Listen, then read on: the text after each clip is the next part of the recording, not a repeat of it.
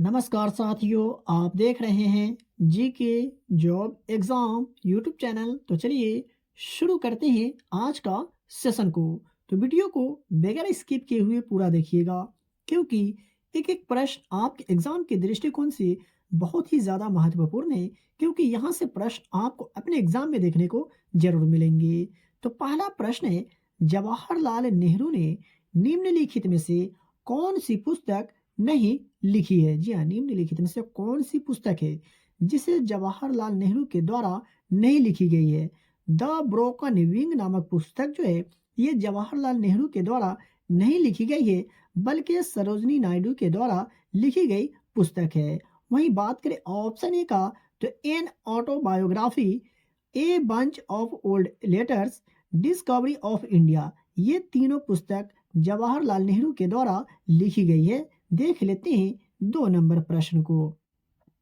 2 number प्रश्न है, केंद्रीय संधि संगठन यानी सेंटो का मुख्यालय कहाँ स्थित है? जी हाँ, केंद्रीय संधि संगठन का मुख्यालय जो है निम्नलिखित में से कहाँ स्थित है? तो अंकारा में स्थित है। तो यहाँ इसका सही जवाब होगा ऑप्शन नंबर डी। और बात करें इसकी स्थापना का, तो 1955 में सेंटो की स्थापना की गई थी। बात करें 3 नंबर प्रश्न का, तो निम्नलिखित में से कौन जम्मू और कश्मीर की राजभाषा है? जी हाँ, निम्नलिखित में से कौन जो है जम्मू और कश्मीर की राजभाषा है? तो उर्दू, हिंदी और कश्मीरी जो है जम्मू और कश्मीर की राजभाषा है। तो इसका सही जवाब होगा ऑप्शन नंबर बी। देख लेते हैं 4 नंबर प्रश्न को। तो भारतीय तिरंगे झंडे में अशोक चक्र का रंग क्या है? जी हाँ, भारतीय तिरंगे में अशोक चक्र का जो रंग है वो कैसा है? तो गहरा नीला रंग का है। तो इसका सही जवाब होगा ऑप्शन नंबर सी। और बात करें भारतीय तिरंगे के अशोक चक्र का, तो उसमें तिल्लियों की जो संख्या है कितनी है? तो 24 है। ये भी आप याद रखिएगा। और आप बात करें 5 नंबर प्रश्न का, तो निम्नलिखित में से कौन सा आंकड़ा जनसंख्या के कार्यशील आयु वर्ग का प्रतिनिधित्व करता है? जी हाँ, निम्नलिखित में से कौन सा आंकड़ा जनसंख्या के कार्यशील आयु वर्ग का प्रतिनिधित्व करता है? तो 15 से 59 वर्ष का आंकड़ा जो है जनसंख्या के कार्यशील आयु वर्ग का प्रतिनिधित्व करता है। तो इसका सही जवाब हो जाएगा ऑप्शन नंबर डी। बात करें 6 नंबर प्रश्न का, तो द गेटवे ऑफ इंडिया कहाँ स्थित है? जी हाँ, द गेटवे ऑफ इंडिया जो है ये कहाँ स्थित है? तो मुंबई यानी महाराष्ट्र में स्थित है द गेटवे ऑफ इंडिया। तो इसका सही जवाब होगा ऑप्शन नंबर डी। और गेटवे ऑफ इंडिया ब्रिटिश सरकार द्वारा बनाया गया था और इसे जॉर्ज व्हीटेट द्वारा डिजाइन किया गया था। बात करिए आज का 7 नंबर प्रश्न का, तो पाथेर पांचाली के लेखक कौन है? जी हाँ, पाथेर पांचाली के लेखक निम्नलिखित में से कौन है? तो विभूति भूषण बंदोपाध्याय जो है पाथेर पांचाली के लेखक है। तो इसका सही जवाब होगा ऑप्शन नंबर सी। और इसे लिखा कब गया? तो वर्ष 1929 में।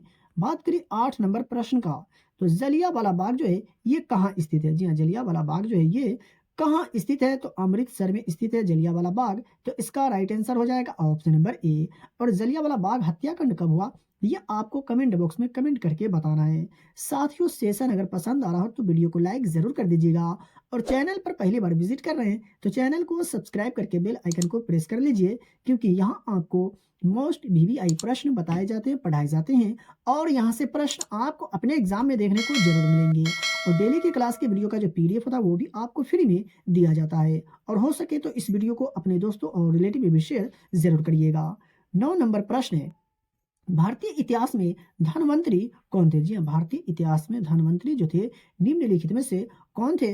तो प्रसिद्ध चिकित्सक जिन्होंने चंद्रगुप्त विक्रमादित्य के दरबार के शोभा बढ़ाई थी, किसने? धनवंतरी ने। तो इसका सही जवाब होगा ऑप्शन नंबर बी। और धनवंतरी उज्जैनी के राजा विक्रमादित्य यानी चंद्रगुप्त द्वितीय के नवरत्नों में से एक थे।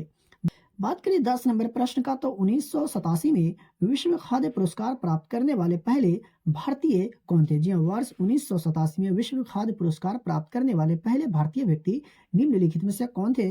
तो एम एस स्वामीनाथन 1987 में विश्व खाद्य पुरस्कार प्राप्त करने वाले पहले भारतीय व्यक्ति थे। तो इसका सही जवाब हो जाएगा ऑप्शन नंबर बी। 11 नंबर प्रश्न की अगर बात करें, तो मानव विकास रिपोर्ट पहली बार कब प्रकाशित हुई थी? जी हाँ, मानव विकास रिपोर्ट यानी एचडीआर पहली बार कब प्रकाशित हुई थी? तो 1990 में मानव विकास रिपोर्ट पहली बार प्रकाशित हुई थी? तो इसका सही जवाब हो जाएगा ऑप्शन नंबर सी। 12 नंबर प्रश्न की अगर बात करें तो Indira Gandhi memorial tulip garden जो एशिया का सबसे बड़ा ट्यूलिप गार्डन है, ये कहाँ स्थित है? जी हाँ, Indira Gandhi memorial tulip garden जो एशिया का सबसे बड़ा ट्यूलिप गार्डन है, ये निम्नलिखित में से कहाँ स्थित है? तो श्रीनगर में स्थित है। यहाँ इसका सही जवाब होगा ऑप्शन नंबर सी। वहीं बात करिए 13 नंबर प्रश्न का, तो असम में मानस अभयारण्य डैश के लिए जाना जाता है? जी हाँ, असम में मानस अभयारण्य निम्नलिखित में से किसके लिए जाना जाता है? तो बाघ के लिए। तो इसका सही जवाब होगा ऑप्शन नंबर सी। और इसे दिसंबर 1985 में यूनेस्को द्वारा विश्व धरोहर स्थल घोषित किया गया था। तो यहाँ से आपका दो प्रश्न कवर हो गए। एक तो ये कि मानस अभयारण्य भारत के किस राज्य में स्थित है? तो असम राज्य में। और असम में मानस अभयारण्य किसके लिए जाना जाता है? तो बाघ के लिए। बात करिए 15 नंबर प्रश्न का, तो बजट एक लेख पत्र है किसका? जी हाँ, बजट एक लेख पत्र है निम्नलिखित में से किसका? तो सरकार की राजकोषीय नीति का बजट एक लेख पत्र है। तो इसका सही जवाब होगा ऑप्शन नंबर बी। और इसका उल्लेख भारतीय संविधान के अनुच्छेद 112 में किया गया है। बात करें आज का 16 नंबर प्रश्न का, तो कोली लोक नृत्य का संबंध किस राज्य से है? जी हाँ, कोली लोक नृत्य का जो संबंध है निम्नलिखित में से कौन से राज्य से है? तो महाराष्ट्र राज्य से है। तो यहाँ इसका सही जवाब होगा ऑप्शन नंबर ए। बात करें 17 नंबर प्रश्न का, तो भारत का पहला परमाणु ऊर्जा संयंत्र कहाँ स्थापित किया गया था? जी हाँ, भारत का पहला परमाणु ऊर्जा संयंत्र निम्नलिखित में से कहाँ स्थापित किया गया था? तो तारापुर में स्थापित किया गया था भारत का पहला परमाणु ऊर्जा संयंत्र। तो इसका सही जवाब होगा ऑप्शन नंबर ए। बिहार के जितने भी प्रतियोगी परीक्षा होते हैं उसमें यहाँ से प्रश्न तो जरूर पूछे ही जाते हैं। जी हाँ, तो ये आप याद रखिएगा अच्छा से। और ये महाराष्ट्र में स्थित है, ये भी आप याद रखें।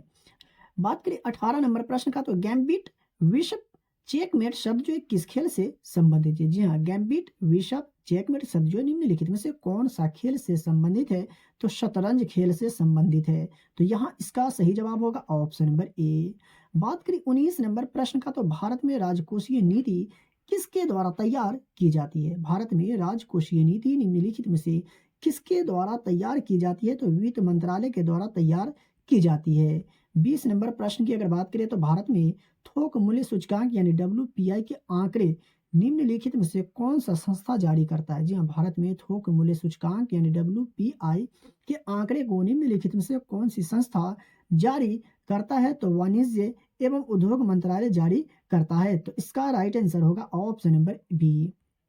बात करें 21 नंबर प्रश्न का, तो गरीबी हटाओ का नारा कब दिया गया था? जी हाँ, गरीबी हटाओ का नारा कब दिया गया था? तो पांचवी पंचवर्षीय योजना के दौरान गरीबी हटाओ का नारा दिया गया था। तो इसका सही जवाब हो जाएगा ऑप्शन नंबर बी। और किस वर्ष? तो वर्ष 1971 में गरीबी हटाओ का नारा दिया गया था। बात करें 22 नंबर प्रश्न का, तो निम्नलिखित में से कौन भारतीय नेता है जिन्होंने 1857 के विद्रोह के दौरान पटना से सिपाहियों का नेतृत्व किया था? जी हाँ, निम्नलिखित में से कौन भारतीय नेता है जिन्होंने वर्ष 1857 के विद्रोह के दौरान पटना से सिपाहियों का नेतृत्व किया था? तो पीर अली ने वर्ष 1857 के विद्रोह के दौरान पटना से सिपाहियों का नेतृत्व किया था। तो यहाँ इसका सही जवाब होगा ऑप्शन नंबर ए। बात करिए 23 नंबर प्रश्न का, तो निम्नलिखित में से कौन सा विद्युत परिपथ का एक घटक है? जी हाँ, निम्नलिखित में से कौन सा विद्युत परिपथ का एक घटक है? तो इनमें से सभी जो है विद्युत परिपथ का एक घटक है चालक तार, स्विच और बैटरी। तो इसका सही जवाब हो जाएगा ऑप्शन नंबर डी। मैं आशा करता हूं कि आपको समझ में आ गया होगा। साथियों, सेशन अगर पसंद आ रहा हो तो वीडियो को लाइक जरूर कर दीजिएगा। और चैनल पर भी पहली बार आए तो चैनल को भी सब्सक्राइब करके बेल आइकन को प्रेस कर लीजिएगा। 24 नंबर प्रश्न, 1 जूल बाई सेकेंड बराबर कितना होता है? जी 1 जूल बाई सेकेंड बराबर कितना होता है? तो 1 वाट होता है। यहाँ इसका सही जवाब होगा ऑप्शन नंबर ए। और कार्य करने की दर को पावर कहा जाता है। 25 नंबर प्रश्न की अगर बात करें, तो हर्ट्ज डैश की इकाई है? जी हर्ट्ज जो है निम्नलिखित में से किसकी इकाई है? तो आवृत्ति की इकाई है। और 1 हर्ट्ज 1 चक्र प्रति सेकंड के बराबर होता है। देख लेते हैं 26 नंबर प्रश्न को, तो निम्नलिखित में से कौन प्रतिजैविक नहीं है? जी हाँ, निम्नलिखित में से कौन प्रतिजैविक नहीं है? तो ऑक्सीटोसिन जो है ये प्रतिजैविक नहीं है। तो इसका सही जवाब होगा ऑप्शन नंबर बी। 27 नंबर प्रश्न की अगर बात करें, तो मायोग्लोबिन में कौन सी धातु होती है? जी हाँ, मायोग्लोबिन में निम्नलिखित में से कौन सी धातु होती है? तो लोहा होती है मायोग्लोबिन में, तो इसका राइट आंसर होगा ऑप्शन नंबर सी। बात करें आज का 28 नंबर प्रश्न का, तो निम्नलिखित में से कौन प्राथमिक उपभोक्ताओं का उदाहरण है? जी हाँ, निम्नलिखित में से कौन प्राथमिक उपभोक्ताओं का उदाहरण है? तो खरगोश जो है ये प्राथमिक उपभोक्ताओं का उदाहरण है, तो इसका राइट आंसर होगा ऑप्शन नंबर ए। और वे जीव जो पौधों या पौधे के हिस्सों को खाते हैं प्राथमिक उपभोक्ता कहलाते हैं। तो ये आप याद जरूर रखिएगा, आपसे प्रश्न पूछा जा सकता है। 29 नंबर प्रश्न है, निम्नलिखित में से कौन सा रोग फेफड़े का रोग है? जी हाँ, निम्नलिखित में से कौन सा रोग है जो फेफड़े का रोग है? तो तपेदिक जो है ये फेफड़े का रोग है, तो इसका सही जवाब होगा ऑप्शन नंबर बी। और माइकोबैक्टीरियम के कारण होती है, ये भी आप याद रखिएगा। देख लेते हैं 30 नंबर प्रश्न को। तो निम्नलिखित में से कौन सा मूल तत्व क्षार धातुओं के वर्ग से नहीं है? जी हाँ, निम्नलिखित में से कौन सा मूल तत्व क्षार धातुओं के वर्ग से नहीं है? तो कैल्शियम जो है ये मूल तत्व क्षार धातुओं के वर्ग से नहीं है, तो इसका सही जवाब हो जाएगा ऑप्शन नंबर डी। बात करिए 31 नंबर प्रश्न का, तो फायर अलार्म में निम्नलिखित में से किसका उपयोग किया जाता है? जी हाँ, बहुत ही महत्वपूर्ण प्रश्न है, आप इसे जरूर याद रखिएगा। फायर अलार्म में निम्नलिखित में से किसका उपयोग किया जाता है? तो फोटो सेल का उपयोग किया जाता है फायर अलार्म में, तो इसका राइट आंसर होगा ऑप्शन नंबर ए। और फायर अलार्म में धुएं का पता लगाने के लिए इसका उपयोग किया जाता है। बात करें 32 नंबर प्रश्न का, तो पुलिस द्वारा शराबी चालक की जांच के लिए आयोजित सांस परीक्षण में फिल्टर पेपर पर निम्नलिखित में से कौन सा है? जी हाँ, बहुत ही महत्वपूर्ण प्रश्न है। पुलिस द्वारा शराबी चालक की जांच के लिए आयोजित सांस परीक्षण फिल्टर पेपर पर निम्नलिखित में से कौन सा पेपर होता है? तो पोटेशियम डाइक्रोमेट सल्फ्यूरिक एसिड होता है, तो इसका राइट आंसर होगा ऑप्शन नंबर ए। देख लेते हैं 33 नंबर प्रश्न को, तो उष्मा के जूल नियम के अनुसार सर्किट में उत्पन्न उष्मा कुछ कारकों पर निर्भर होती है, और इसमें निम्न में से किसे आरोपित किया जा सकता है? जी हाँ, पहले समझ लीजिए प्रश्न को। उष्मा के जूल नियम के अनुसार सर्किट में उत्पन्न उष्मा कुछ कारकों पर निर्भर होती है, लेकिन इसमें निम्न में से किसे आरोपित किया जा सकता है? तो धारा चालक का प्रतिरोध और इसमें धारा के प्रभावित होने की समय अवधि को आरोपित किया जा सकता है। तो यहाँ इसका सही जवाब होगा ऑप्शन नंबर बी। मैं आशा करता हूं कि आपको समझ में आ गया होगा। 34 नंबर प्रश्न है, निम्नलिखित में से कौन सी गैस वायु से हल्की है? जी हाँ, निम्नलिखित में से कौन सी गैस वायु से हल्की है? तो अमोनिया गैस जो है ये वायु से हल्की है, तो इसका सही जवाब हो जाएगा ऑप्शन नंबर सी।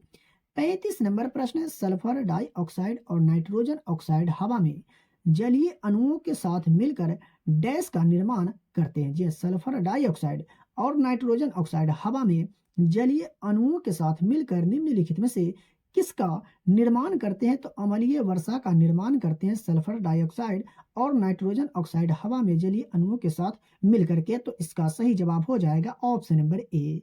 साथियों, सेशन अगर पसंद आया हो और अभी तक वीडियो को लाइक नहीं किए, तो वीडियो को लाइक कर दीजिए, और चैनल पर पहली बार विजिट कर रहे हैं तो चैनल को सब्सक्राइब करके बेल आइकन को प्रेस कर लीजिए, क्योंकि यहाँ आपको मोस्ट वीवीआई प्रश्न बताए जाते हैं और पढ़ाए जाते हैं, और यहाँ से प्रश्न आपको अपने एग्जाम में देखने को जरूर मिलेंगे। और इस वीडियो को ज़्यादा से ज़्यादा अपने दोस्तों और रिलेटिव में भी शेयर जरूर करें, और डेली के क्लास की वीडियो का फ्री में पीडीएफ प्राप्त करने के लिए वीडियो के डिस्क्रिप्शन में दिए गए टेलीग्राम चैनल को ज्वाइन करें। तो चलिए मिलते हैं फिर से नए वीडियो में नए टॉपिक के साथ।